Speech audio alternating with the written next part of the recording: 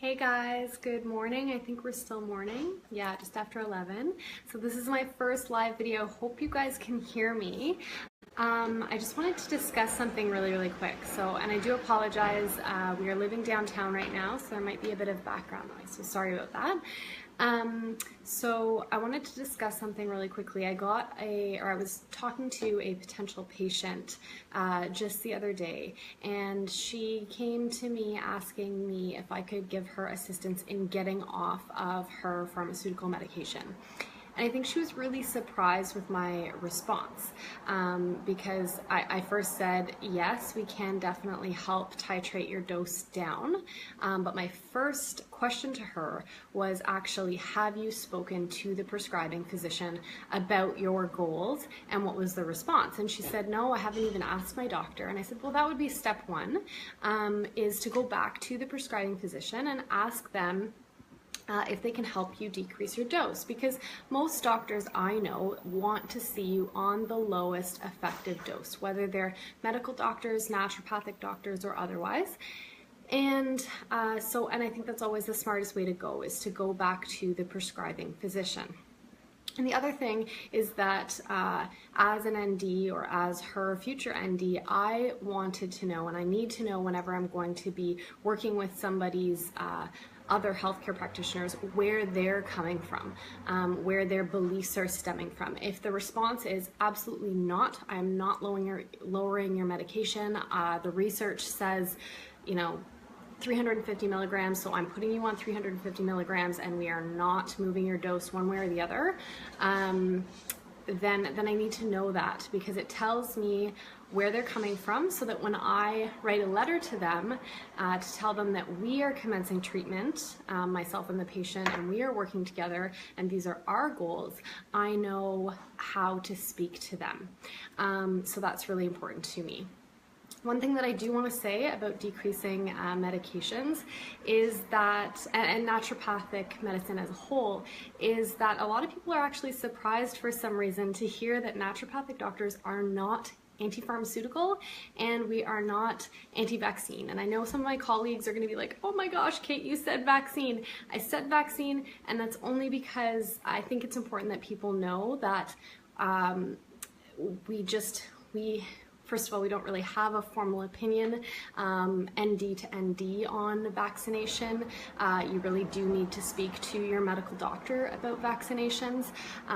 But if you want to talk about the institutional stance, so the registered colleges in Canada, the stance is not anti-vaccine, and it's certainly not anti-pharmaceutical. In fact, a lot of us right now are studying for this exam, another exam, to get more prescribing rates so that we can assist our patients more. So anyways, I just wanted to throw that out there. And in terms of decreasing dosages, I will say that in a lot of cases, people are on dosages that are too high. They don't need to be on the medication at the dose that they're on. Often, you have to think about how these recommended dosages come about. And how that is that you have a developer that develops a pharmaceutical, and they have a few precious opportunities where they get a lot of funding to do a few studies, if that, to prove that this medication works. So if you have the option to use 10 milligrams or 30 milligrams in your study, chances are you're going to choose the 30 milligrams. It just makes good sense, because the chances of you seeing a good outcome in the patient population is higher if you use a higher dose. So logically, they use the 30 milligram dose. If it turns out they're able to prove that the 30 milligram dose works, then when the medication is released to pharmacy, and the pharmacist and the doctors get the pamphlet that explains how this medication should be prescribed, or when you read the study, obviously the study is going to cite the 30 milligrams, and the pamphlet is going to recommend a starting dose of 30 milligrams. Because if they went out there and they said, this RCT and this RCT proved that this medication works in this population at 30 milligrams BID, so 30 milligrams twice a day, And then all of a sudden they said, but we recommend that you start at a starting dose of 10 milligrams. People would be really confused, and the evidence-based practitioners would be frustrated because they're like, why did you do the study then if you're just gonna pull back on the dosing? So that's how we get the recommended dosages. So it's no surprise really to me that they're often higher than they need to be. And then if you compound on top of that the fact that if you just give a placebo to a population, about 30% of people are going to have a favorable outcome or improvement of symptoms. So anyways, I'll let you figure that out or decide what you think about that yourselves. But basically what I'm trying to say is that for most people, the starting dose, recommended dose, doesn't necessarily need to be where you end up. And it's really difficult when you have a huge patient roster, as most medical doctors do, to follow up after you've made a prescription and ensure that you really monitor and optimize the dose for every patient. I'm not making excuses for them. I'm just saying the system right now in Canada is such that it is extremely challenging on their part, and I'm lucky enough as a naturopathic doctor, and this is one of the main reasons I chose to become a naturopathic doctor, is that I am lucky enough to sit with my patients for 30 to 60 minutes. So I can really take a look at your medications and what you're on, and we can work to optimize dose with cooperation from your family practitioner.